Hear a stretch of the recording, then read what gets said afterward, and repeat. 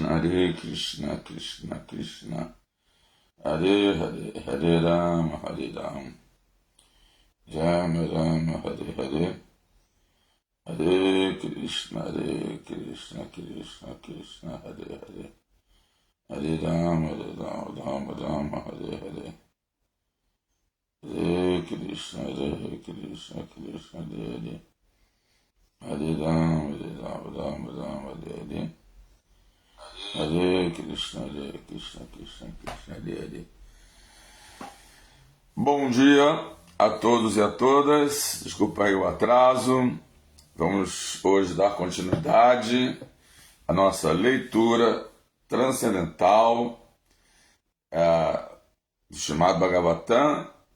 Estamos no canto 3, capítulo 24, já quase terminando, verso 40, a renúncia de Kardama Muni. E estamos num trecho em que Kapila Deva está dando umas últimas instruções para Kardama Muni, e para que ele, antes de ele aceitar a ordem renunciada da vida.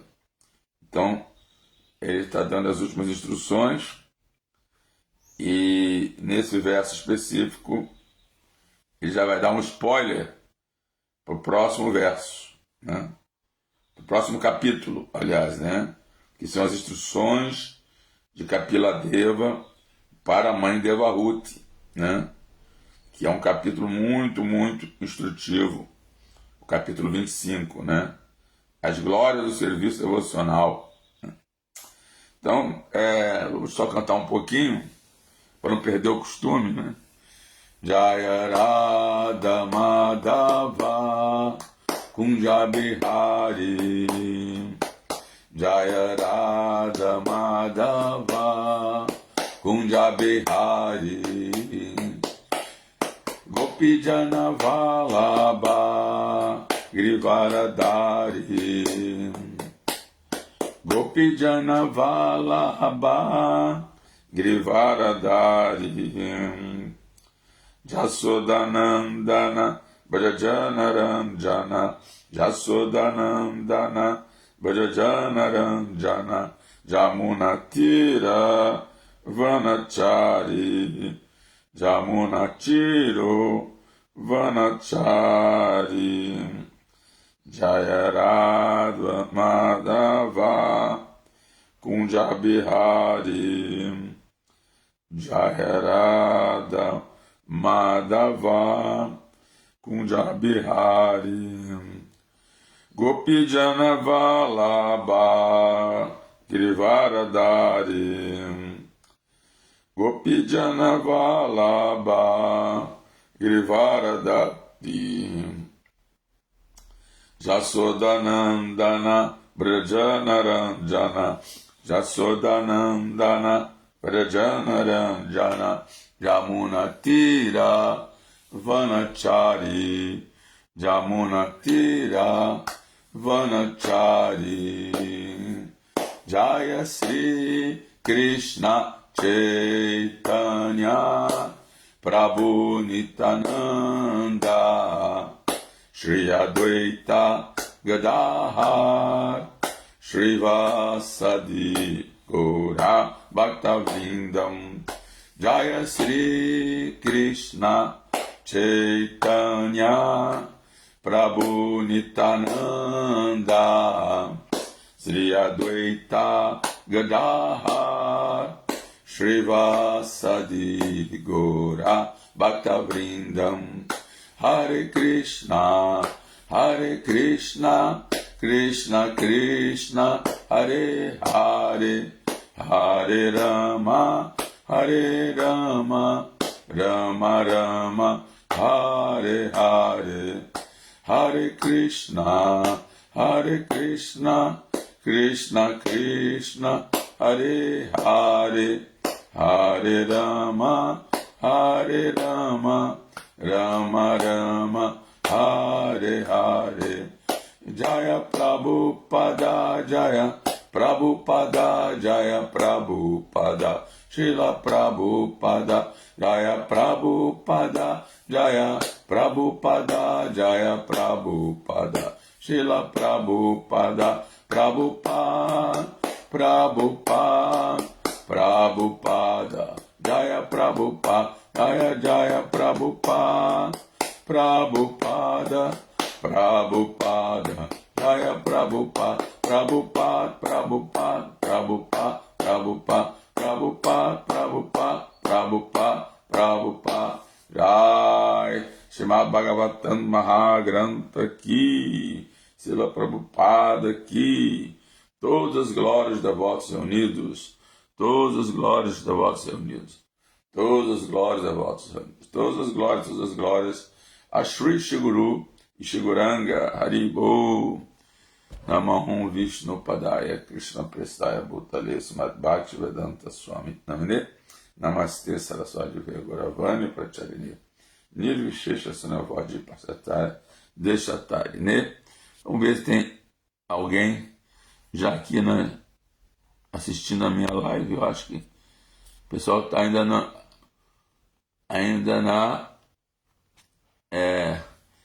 acho que ninguém entrou ainda, né? O pessoal ainda está se recuperando do domingo. Nós tivemos ontem o Vyasa Puja de Srila Prabhupada, o dia auspicioso do aparecimento de Srila Prabhupada. Eu vou ter até uma camiseta aqui, né? O mais auspicioso dos eventos. E no sábado tivemos o aparecimento de Krishna, o Jamastami. Então, foram 2 dias muito intensos, né? E as pessoas ainda estão se recuperando, né? Muita passada, né? Muita gente foi dormir tarde, né? Então é isso. Nós vamos começar aqui a leitura da Bhagavatam. Om Namo Bhagavate Vasudevaya. Om Namo Bhagavate Vasudevaya. Om Namo Bhagavate Vasudevaya.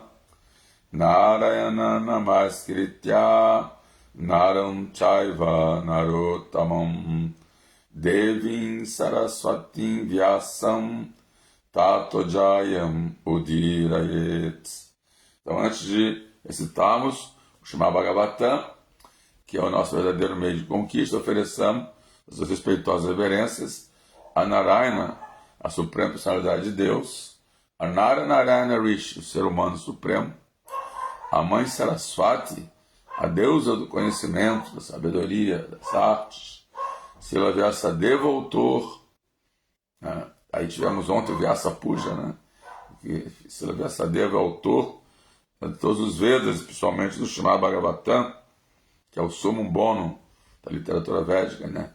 E a Srila Prabhupada, o grande propagador do Srimad Bhagavatam, né? Lembrando que antes de Prabhupada vir, as pessoas conheciam Bhagavad Gita, mas quase ninguém conhecia o Srimad Bhagavatam, né? Praticamente só alguns eruditos conheciam o Srimad Bhagavatam, né? Assim, que é chamado Bhagavata Purana, né?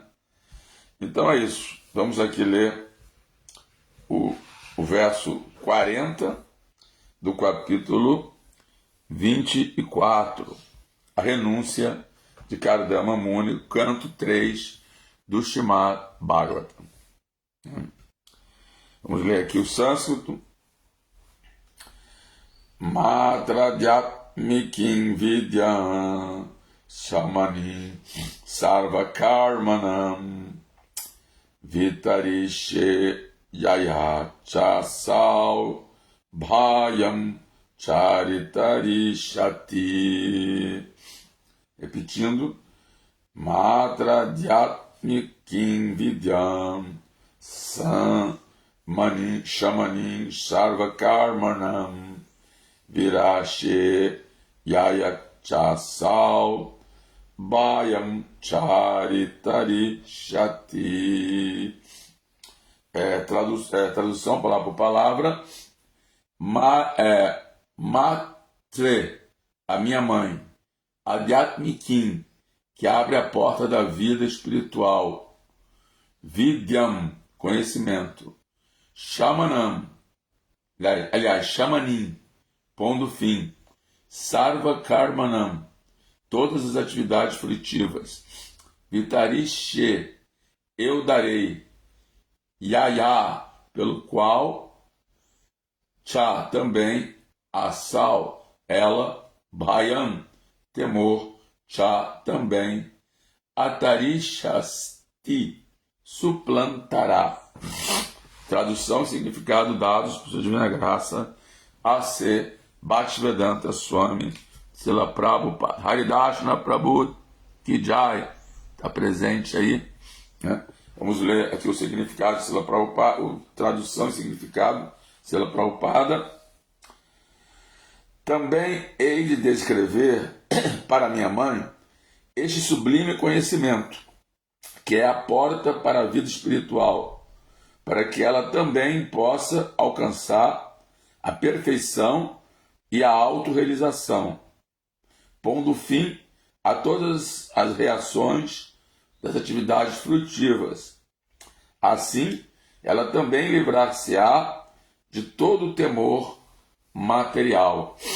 Repetindo, também hei de descrever a minha mãe este sublime conhecimento, que é a porta para a vida espiritual, para que ela também possa alcançar a perfeição e a autorrealização, pondo fim a todas as reações a atividades frutivas.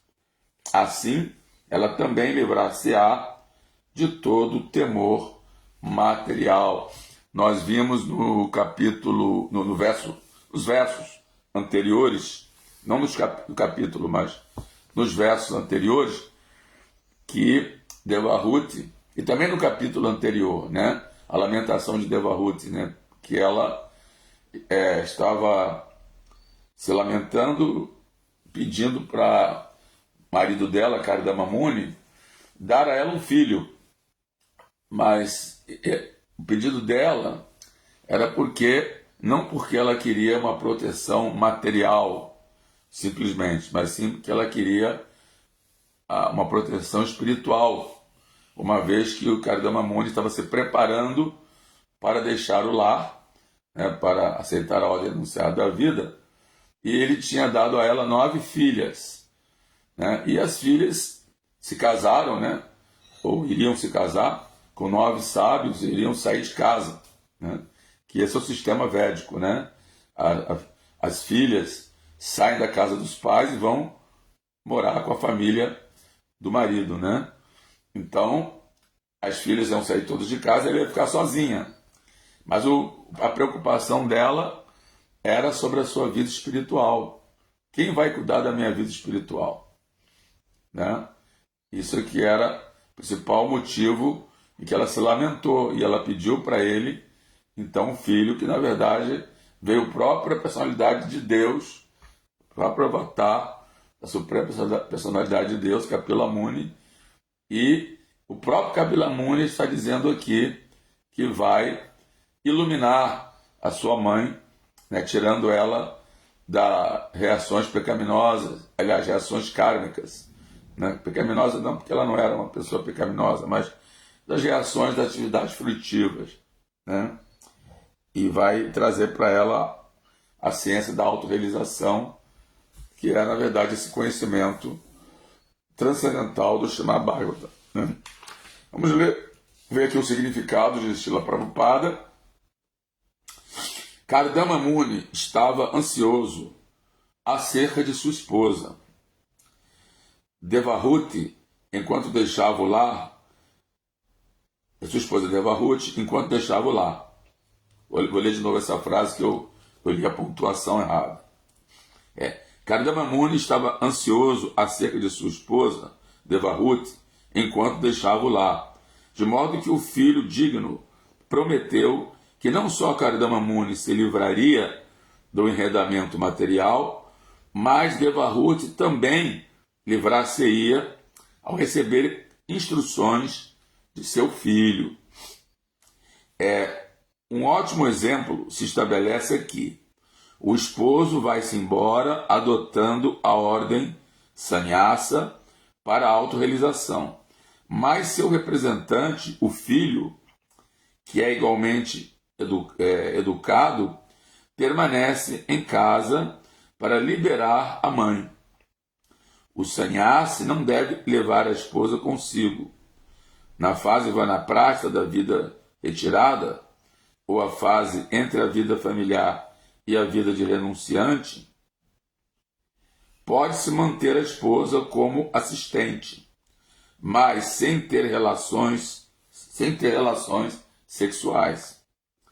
Porém, na ordem sannyasa da vida, o homem não pode manter a esposa consigo. Caso contrário, alguém como Kardama Muni poderia ter mantido sua esposa consigo e não teria havido obstáculo à prática de sua autorrealização. Quer dizer, temos as 4 ordens espirituais, né, que é o Brahmachari, o estudante, né, na primeira fase, né, estudante celibatário, né, aí depois temos a ordem de Grihasta, que é quando o homem e a mulher aceitam a vida familiar, né, se casam. Aí depois tem a ordem retirada, quer dizer, não é renunciada, é retirada. Eles se retiram da vida doméstica e geralmente viajam. Na Índia, a gente vê até hoje os casais assim que estão já numa fase adiantada da vida, viajando pela Índia toda. Assim você vê a Índia, assim, as companhias de trem, se não fosse uma cota de turismo que eles têm, não daria como o ocidental viajar na Índia, porque existe um grande movimento de pessoas viajando pelos trens, né? Porque na Índia tem trem para todo lugar, né? Na Índia, se fosse aqui, por exemplo, ia ter trem para Manaus, trem para Belém, trem para o interior de São Paulo, ou seja, é a maior rede ferroviária do mundo, né? Então está sempre lotada, em que muitos casais ficam viajando para os lugares sagrados, né? Fazendo peregrinação, né? Para Vrindavana, para Rishikesh, para Haridwar, para as cidades consideradas sagradas, algumas para os devotos, outras para aqueles que são shivaístas ou que adotam outras doutrinas espiritualistas. Eles vão para vários locais sagrados, né? Ahmedabad, etc., né? Então, essa é a ordem retirada. Aí o homem vai com a esposa. Mas, como falou aqui, não existe relações sexuais. A esposa fica só como assistente, né? É uma preparação para depois o marido aceitar a ordem renunciada, e aí a esposa fica em casa com o filho, né? Alguém pode perguntar, e se não tiver um filho? Como no caso aqui de Devahuti, não tinha um filho, né? Tinha só filhas, né? Aí, se não tiver um filho, tem que ser feito algum outro arranjo, né? Talvez ela volte para a casa dos pais, né? E assim por diante, né? Aí existe algum outro arranjo, ela pode ficar também com algum sobrinho, né? Mas vamos continuar aqui então a leitura. Kardama Muni seguiu o preceito védico de que ninguém na vida de sannyasa pode ter nenhum tipo de relação com mulheres. Naquela época era mais estrito.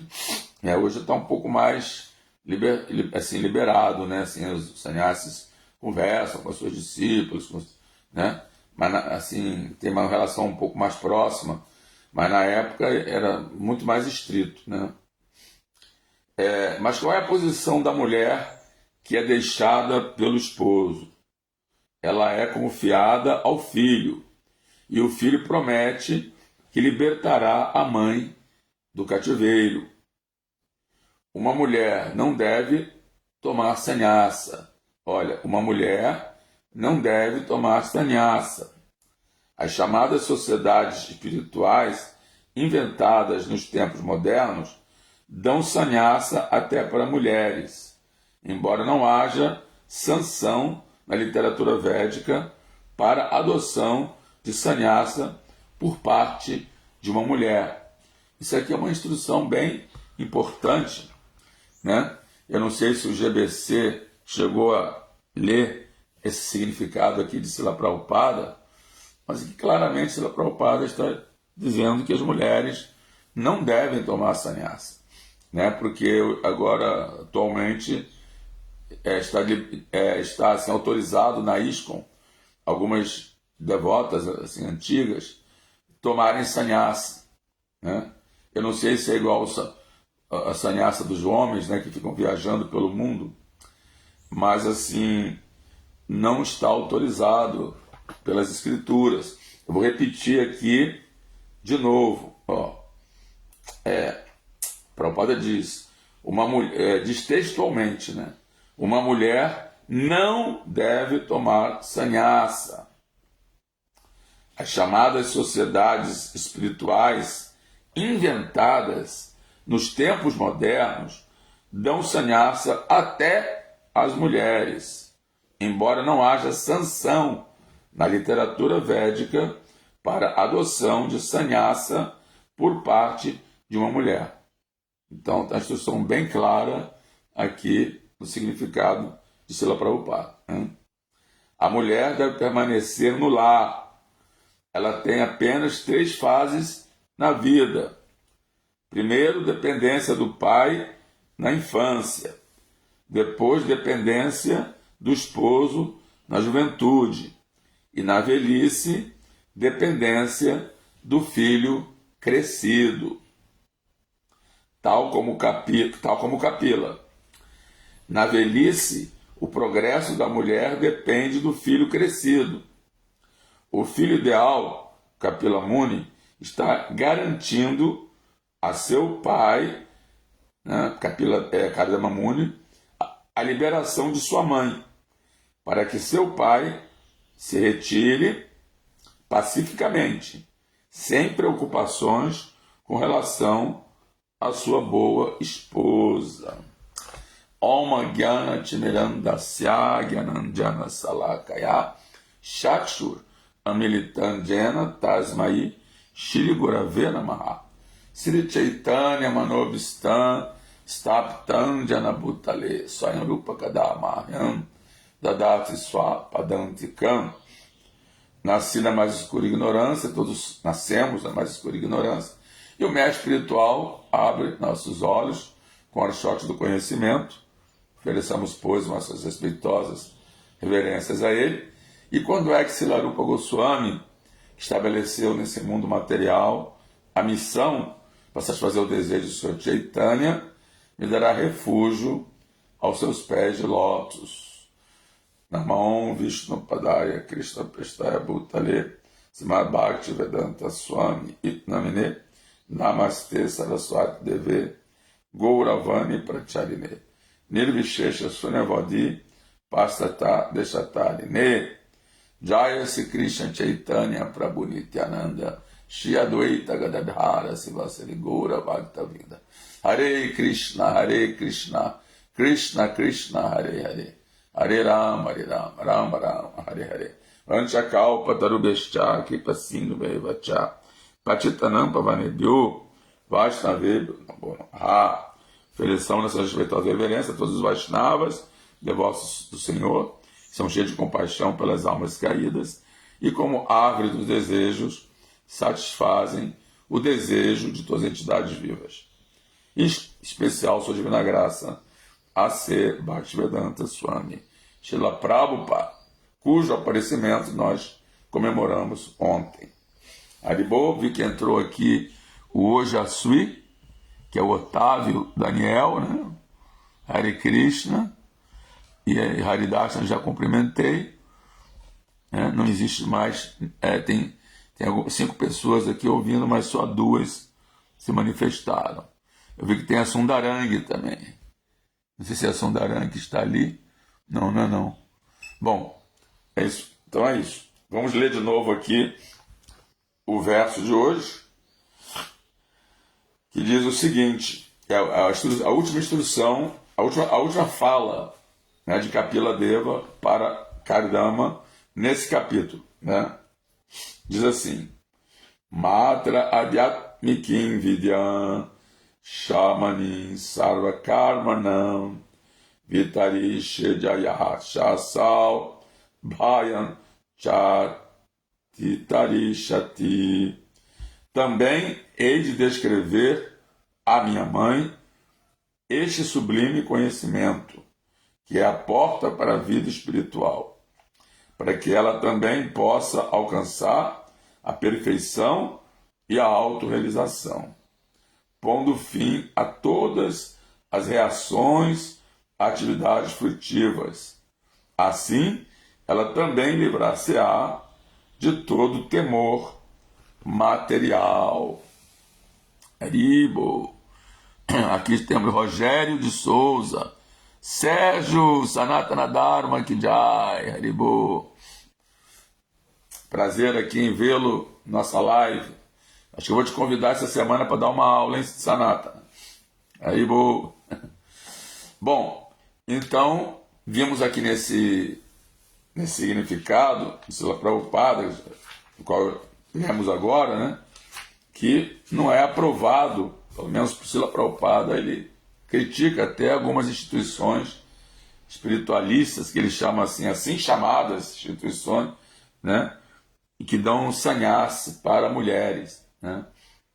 Então é bem categórico aqui as palavras de Srila Prabhupada, embora na ISKCON agora se está dando sannyasi para algumas devotas, eu não sei baseado em que preceito, né? Talvez devido ao fato que na vida atual, na vida moderna, não é como naquela época que as mulheres eram bem assim dependentes, né? Era o procedimento até agora, até mesmo hoje em dia, se vai no interior, na Índia, é um procedimento que continua até hoje, em que as mulheres elas não assim, elas se tornam sempre do lar, né? Ela assim não adotam nenhuma profissão específica, elas ficam na infância, ficam com os pais até se casarem, aí depois se casando ficam com os maridos, e quando os maridos tomam sannyasi, saem de casa, ou quando morrem, elas ficam sob a proteção dos filhos mais velhos, ou então voltam para a casa dos pais, se não tiver os filhos mais velhos, né?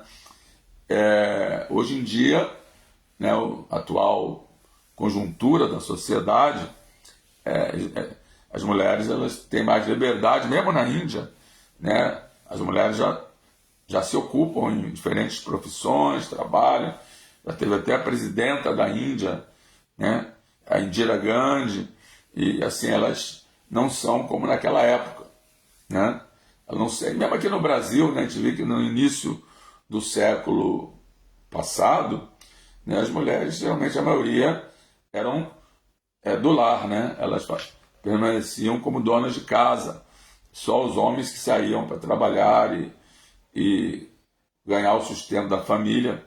A minha mãe mesmo foi assim, né? Ela antes de casar, ela trabalhava, né? E quando casou, ficou só em casa cuidando dos filhos, né? E a minha irmã também, né? Ela trabalhava na Fundação Getúlio Vargas. Quando ela se casou, ela se tornou também dona de casa, né? Então, até aqui mesmo no Brasil, esse sistema era comum, né? Até porque a ideia é que alguém tem que ficar tomando conta dos filhos, educando os filhos. Hoje em dia existe o oposto, né? As mulheres elas saem cedo de casa, só voltam à noite, e os filhos ficam sob os cuidados de babás, de pessoas até às vezes ignorantes. A gente vê às vezes algumas reportagens, né, em que foi filmado uma câmera interna da babá agredindo a criança, aí a babá é presa porque estava agredindo a criança, né? E temos alguns relatos assim, né? Eu me lembro também que quando eu tinha um escritório comercial, né, que a gente vendia produtos indianos, né? Tinha um funcionário que trabalhava no meu escritório que ele foi criado pela babá, né? A mãe saía para trabalhar e ele ficava, e ele, quando eu convidava ele para almoçar, ele rejeitava porque ele dizia que ele foi acostumado na infância inteira, até a sua adolescência, juventude, a comer no McDonald's. Então ele só comia alimentos que tinham no McDonald's, batata frita, hambúrguer, só isso, só junk food. Ele era magrinho, esquálito, coitado, né? Mas foi criado assim, né? A mãe não cozinhava, a babá também não cozinhava, não queria gastar dinheiro com quentinhas, né? Então levava o menino para comer no McDonald's. Então ele foi criado a vida inteira comendo junk food, né? Assim, comida do McDonald's, né? Então isso acontece em muitas famílias hoje em dia.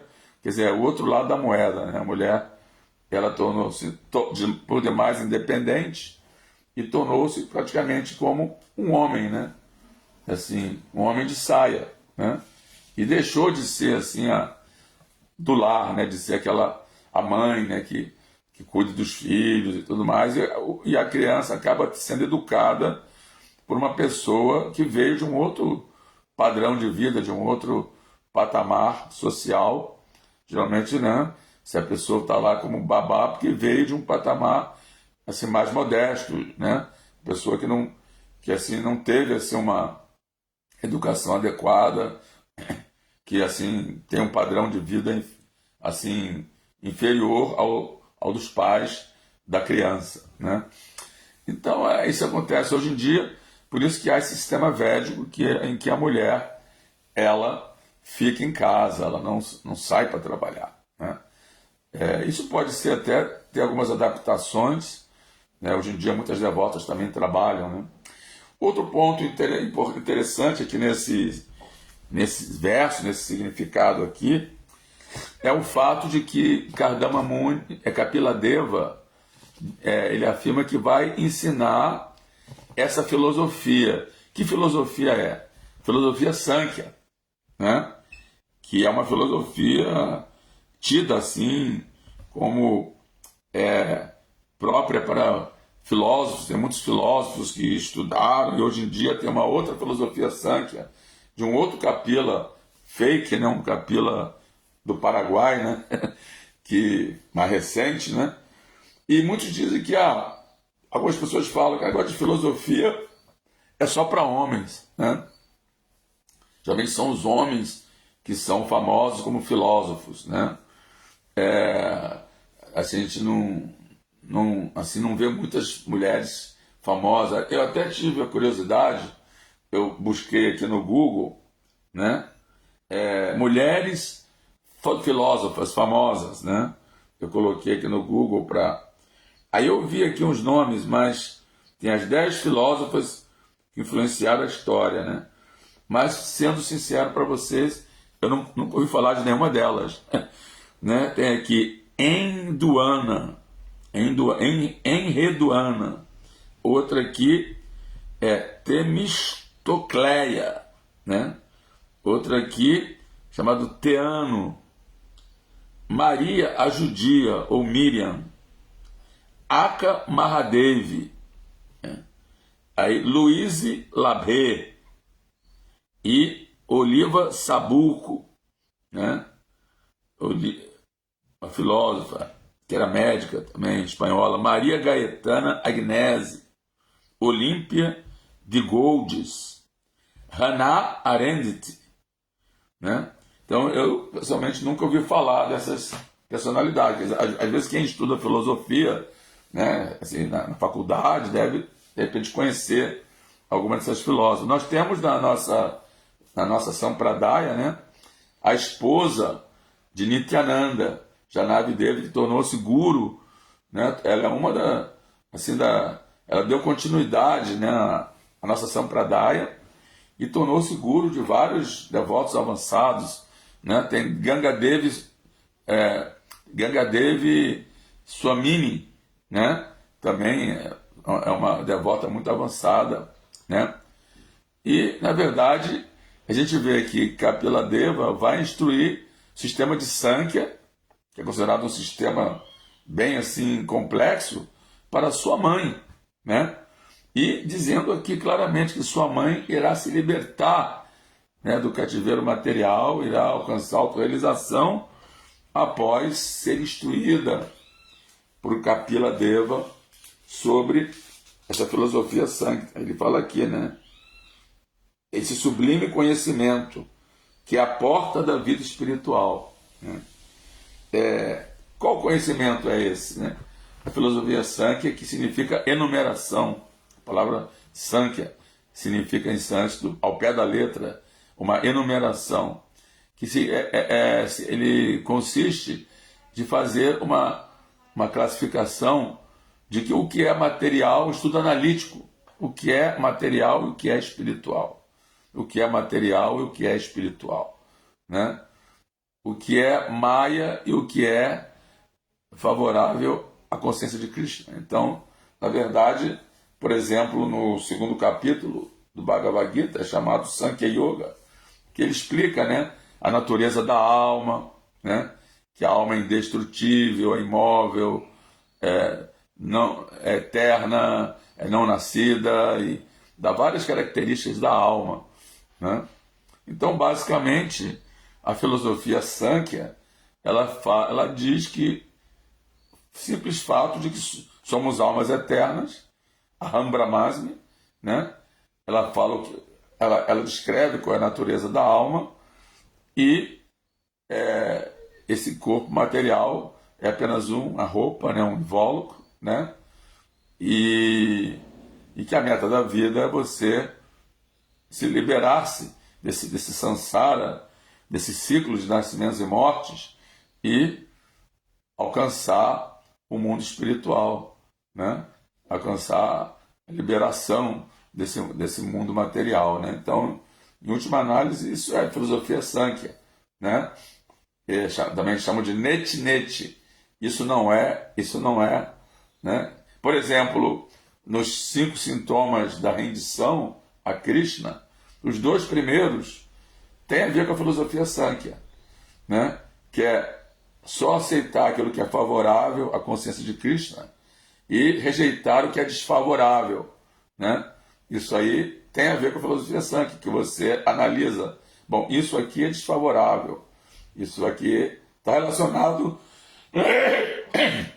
com esse mundo material, né? Está relacionado com o corpo, tá? Isso aí vai me levar para a ilusão, né? Para a Maya. Isso aqui é favorável, isso aqui fomenta a vida espiritual, então eu vou aceitar isso que fomenta a vida espiritual. Isso aí, você ficar vendo novela, né? Ficar vendo novela na televisão e assistir filmes mundanos, isso não é favorável. Mas já assisti, por exemplo, o filme de Prabhupada, que nós passamos ontem, né, lá no templo, né? Isso foi muito favorável, né? As pessoas assistiram, ficaram inspiradas. Então, em última análise, esses primeiros 2 itens da rendição a Krishna faz parte da vida espiritual, faz parte de Sankhya Yoga, né? Da Sankhya Yoga, dessa diferenciação, né, do que é material e o que é espiritual, né? E depois daqui adiante, ele fala que através disso a pessoa vai se livrar de todo o temor material, de todo o temor material. Por que ela se livra de todo o temor material? Aí tem no terceiro item da rendição, que é ter plena fé, plena confiança de que Krishna vai me proteger em todas as situações. Por isso a pessoa se torna Abhay, né? Destemido, né? Por isso, ontem falamos sobre isso, né? No Vyasa Puja de Srila Prabhupada, né? Que ele recebeu esse nome Abhay, né?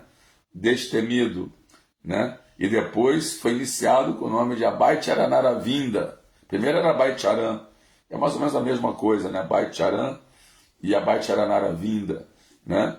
Porque significa que é destemido porque se refugiou aos pés de lótus de Krishna. Quando a pessoa se refugia, né, aos pés de lótus de Krishna, ela se torna destemida, né? Tem até um verso do Bhagavatam, que agora eu não estou me lembrando, que fala que quando a pessoa aceita o barco dos pés de lótus de Krishna, ela vai ficar destemida, porque esse mundo material existe um perigo a cada passo. Padam, padam, vipadam, natesham, né? A cada passo existe perigo, né? Punha, agora o verso é na ponta da língua, mas agora não está saindo. Punha Prabhu Yashomurari, né? Padam, padam, padam, padam, vipadam, natesham, né? Que fala que nesse mundo material existe um perigo a cada passo, mas se a pessoa se refugia no barco seguro dos pés de lótus de Krishna, ela vai poder se livrar de todo o temor ao mundo material, né?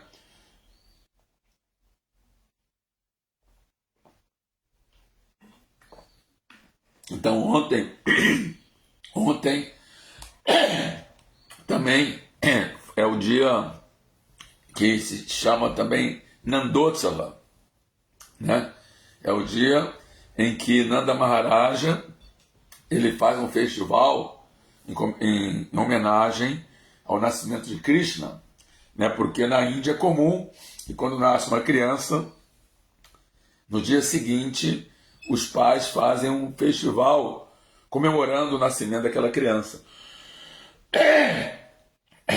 Então, o tio de Srila Prabhupada queria dar o nome para ele de Nandulal, que é o menino de Nanda, né? Então, Prabhupada, a princípio, ia se chamar Nandulal, mas depois o pai de Prabhupada, que consultou um astrólogo, e o pai de Prabhupada, que era um espiritualista, era um devoto, consultou o astrólogo, e o astrólogo, né, verificou no mapa de Prabhupada de que ele iria se tornar um grande líder espiritual, que ele ia atravessar o oceano, iria fundar mais de 100 templos. E aí então o pai de Prabhupada deu o nome Prabhupada de o destemido, porque se refugiou aos pés de lótus de Krishna, Bhaicharan, né? Então, quando a pessoa se refugia aos pés de Krishna, ela tem plena confiança, né, de que Krishna a protegerá. Ela depende só de Krishna, né, como se lá Prabhupada, que veio só dependendo de Krishna, não tinha nada, não tinha assim uma conta no banco, né, nem tinha familiares ajudando ele, não estava dependendo de nada, dependendo só de Krishna, né? Os sannyasis, eles devem depender só de Krishna, não devem, como o Prabhupada disse aqui no verso aqui anterior, não deve ter assim, engordar contas em banco, ter muitas posses, né? Ele deve depender só de Krishna e ser totalmente renunciado, né? Para ser Prabhupada, ele não tinha posses, né? Você vê Prabhupada andando assim em Rolls Royces e andando em carros assim de luxo, mas nem era dele, né? Era tudo alugado ou pertencente a algum devoto, né? Ele pessoalmente não tinha bens materiais, né?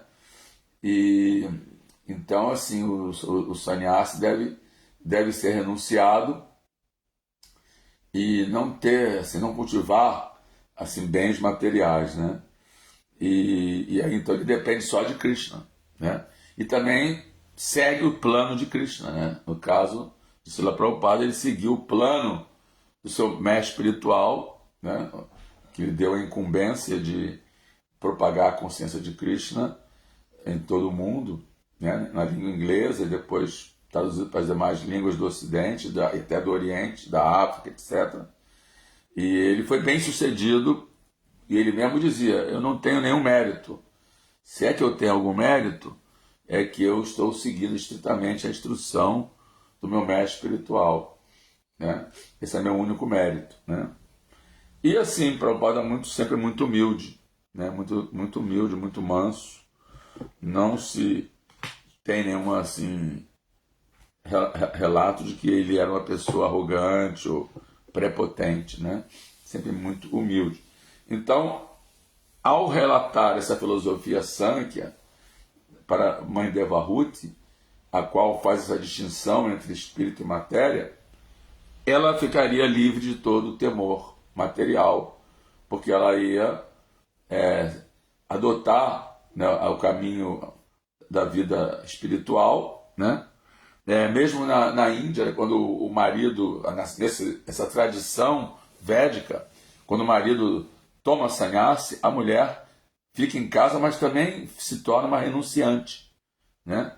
Não é como hoje em dia, que o marido morre, ou então a mulher se separa e ela já vai ficar procurando outro marido, né? Se enfeita toda e assim se arruma toda e, né, vai nos eventos e fica vendo se consegue outro marido, né?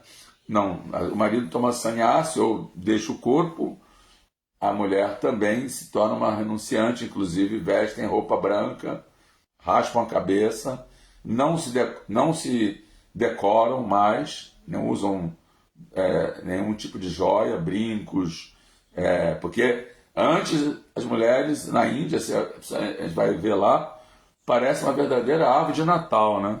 Tudo enfeitado, cheio de colares, de pulseira, o braço lotado de pulseiras e brincos, e também brinco no nariz, né? No nariz, e um que vai sai da cabeça, vai para o nariz, e assim, todas, né? E tornozeleiras, tilintantes, e isso aí quando estão casadas, né? Mas depois que o marido toma sannyasi, elas não usam mais nenhuma joia e nem usam cosméticos, né? Nem assim passa batom, nada disso, né? E raspam a cabeça e vestem roupa branca, né? Aí elas são consideradas também sannyasis, mas sannyasinis, mas outro tipo de sannyasini, não uma que fica viajando pelo mundo igual o sannyasi, né, do sexo masculino, né, mas elas se tornam renunciantes no lar, mesmo no lar, né. Eu me lembro aqui no Brasil, temos também na cultura católica, porque a minha avó, ela era extremamente católica, né, ela era assim, aquelas consideradas beatas, né, que ia durante a semana na igreja, vivia na igreja, rezava o terço de manhã todo dia cedo, né? Rezava não sei quantas vezes, não sei se era 16 voltas, mas fazia assim, a rosário assim, de manhã cedinho, de madrugada, ela estava lá, né? E ela só vestia preto. Ela era como se fosse uma freira, né? Depois que o meu avô faleceu, ela só vestia o tempo todo de preto, não se decorava, ou seja, ela seguia esse mesmo sistema da cultura védica, né? Assim, totalmente devotada à vida espiritual. É claro que ela também se envolvia com a família, com os netos, né? Ela não era assim totalmente como na consciência de Krishna, que a pessoa fica totalmente espiritualista, assim, completa. Não, ela, claro, se envolvia com assuntos familiares e aí comia carne, porque era, né, o cristão come carne, o católico, né?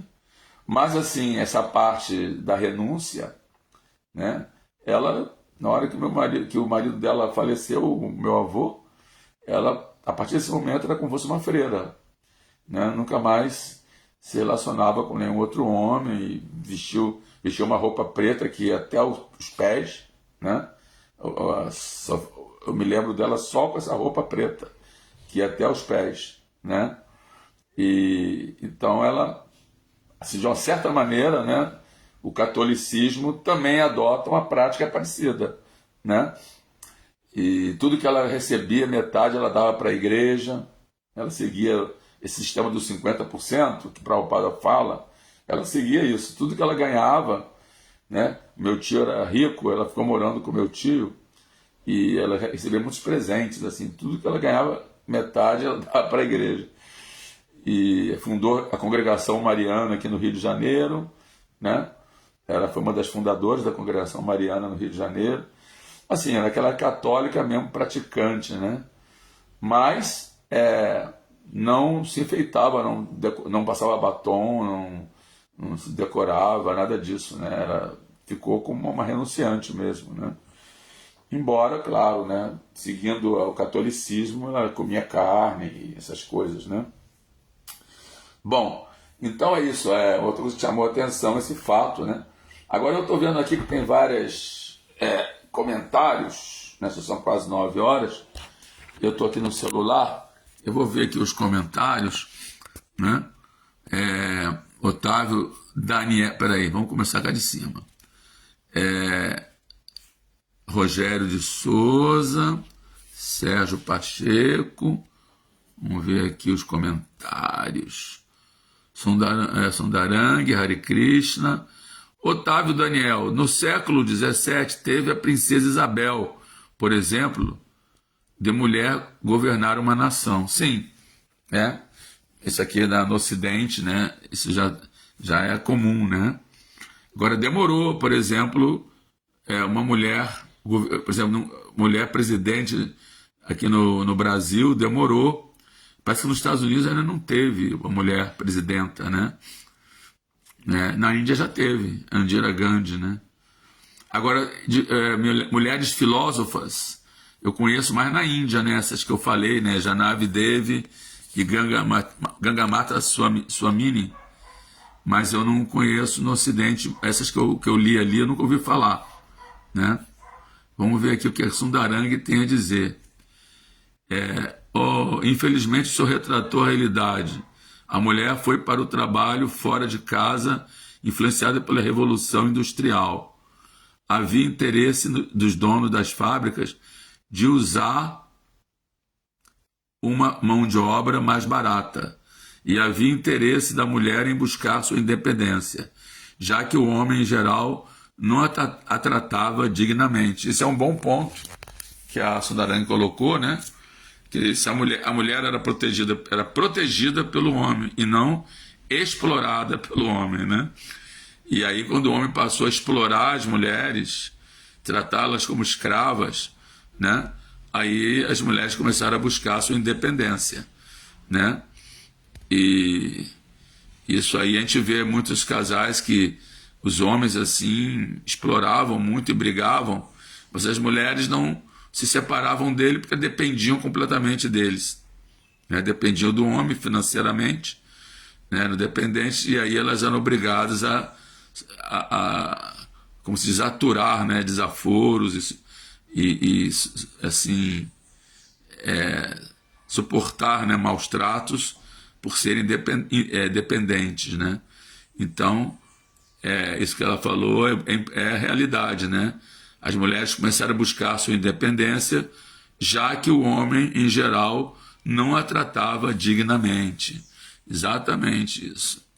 Aqui o Haridarshana está falando: sou filho único, e sem a presença do pai, minha mãe era mãe e pai.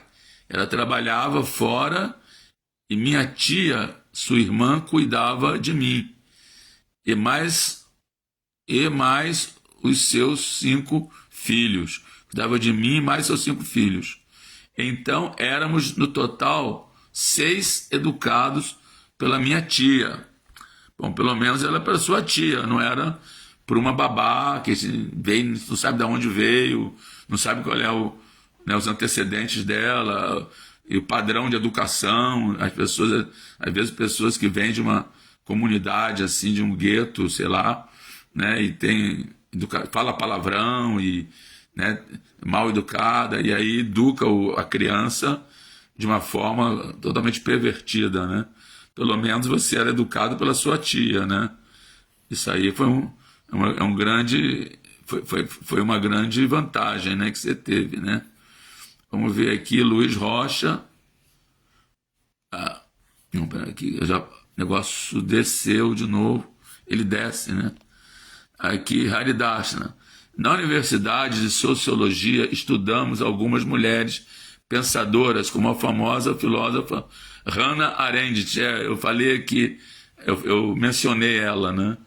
Eu realmente não conheço, né? Mas quem estuda filosofia e sociologia conhece, né? Então, essa Hannah Arendt, cujas obras mais destacadas são As Origens do Totalitarismo e Eichmann em Jerusalém, um relato sobre a banalidade do mal. Eu infelizmente não conheço, né, essas filósofas, elas não são muito famosas, né? Assim, só quem estuda mesmo na faculdade é que vai conhecer elas, né? Vamos ver aqui. E aqui temos o Marcelo Magalhães, que ele fala: a Indira Gandhi na Índia fez um bom governo? Essa é uma pergunta difícil, viu? Porque eu não entendo muito dessa parte. Mas parece que ela é uma boa governante, sim. Quer dizer, eu não vou te afirmar categoricamente, porque não sei a fundo sobre isso, mas que eu saiba, as pessoas gostavam dela. Até hoje, ela é elogiada. Talvez o Haridas, né, que estudou história, né, saiba alguma coisa, se bem que até pouco tempo não se sabia nada sobre a história da Índia, né? Até hoje não se sabe muito, né? História dos países orientais, né? Nas faculdades, no meio acadêmico, estuda mais o Ocidente, né? A história do Ocidente, né? No máximo vai até Oriente Médio, né? Eu me lembro que eu estudava Constantinopla, os assírios e caldeus. Era o máximo que a gente estudava. A gente não estudava nada, absolutamente nada sobre a Índia, sobre a China, sobre Japão, sobre os países orientais. A gente não estudava nada na faculdade, né?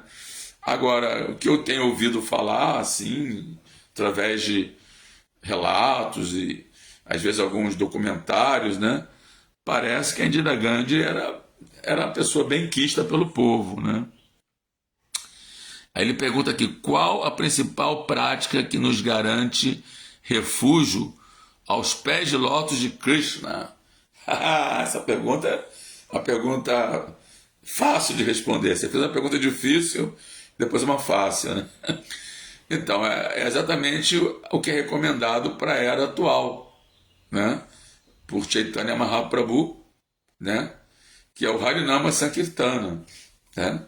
Para a era atual, que nessa época nós estamos estudando aqui, que é o início da criação, né? Da Satya Yuga, pessoas viviam mais de 100 mil anos, né? A gente viu que Kapila Deva fez austeridades, praticou yoga por 10 mil anos. Quer dizer, o processo recomendado era esse processo de meditação do sistema óctuplo de yoga. Isso era recomendado, as pessoas ficavam anos e anos ali praticando meditação, né? Como no caso de Kardama Muni, da própria Devahuti, que também praticou com ele centenas de anos, né? Até para ter filhos, né? Eles fizeram muitas austeridades antes de ter os filhos tiveram uma época de desfrute, né? Assim, intenso também, né? Quando momento que antes de eles procriarem, né? Eles ficaram fazendo austeridade. Aí na hora que eles resolveram procriar, ele criou um palácio voador, né? Cheio de facilidade para os prazeres dos sentidos, e esse palácio viajava por todo o universo e tinha jardins e muitas criadas, né? Então foi um período de intenso desfrute. Aí depois, de novo, chegou um momento que depois que nasceram as 9 filhas e depois de Kapila Deva ter nascido, de novo adotaram a vida de renúncia, né? Então esse é o sistema, né? A pessoa tem a permissão na vida familiar de um certo desfrute, né? Regulado, né? Regulado, não é que a pessoa torna-se assim um fanfarrão, né? Mas assim, um desfrute regulado durante a vida familiar, mas depois então é recomendado que ela adote, depois de certa idade, uma vida de renúncia, né? A partir desse momento ela pratica celibato, ela ela viaja pelo mundo, ela, né, e torna-se um pregador, né, e uma pessoa que adota a consciência de Krishna, né. Temos aqui uma outra mensagem de realidade. Ah, não, esse aqui eu já li. Temos alguns filósofos, né. Então é isso, né. Vou terminar e encerrar aqui. Vemos que Kapila Deva, no próximo capítulo, vai começar a pregar a filosofia Sankhya para Devahuti. Então, o próximo capítulo, não percam, estamos terminando esse, estamos no verso 40, vai até o verso, vamos ver até que verso, até o verso 47. Aí depois disso vamos entrar no capítulo muito importante, cujo nome é As Glórias do Serviço Devocional, que é o que Kapila Deva, na verdade, vai pregar para Devahuti o serviço devocional, né? Agora, para os dias de hoje, né? Harinama, Harinama, Harinama, Eva Kevalam. Kalo Nasteva, Nasteva, Nasteva, Gati Ranata. Que na era atual, não há outra alternativa, não há outra alternativa, não há outra alternativa para a era de Kali, essa era de caos e hipocrisia, do que Harinama, Harinama, Harinama. Cante os santos nomes, canta os santos nomes, canta os santos nomes. Hare Krishna, Krishna Krishna, Hare Hare, Hare Rama, Rama Rama, Hare Hare. Gati Anyata, para conseguir alcançar a liberação nesse mundo material. Esse é o processo que Srila Prabhupada nos trouxe de serviço devocional, né? Culminando com esse cantar dos santos nomes, que aliás tenho agora que cantar minha japa. Vou encerrar aqui para, né, terminar minha japa. Ok? Então, Hare Krishna, todas as glórias a Siguru e Siguranga. Haribo Jai.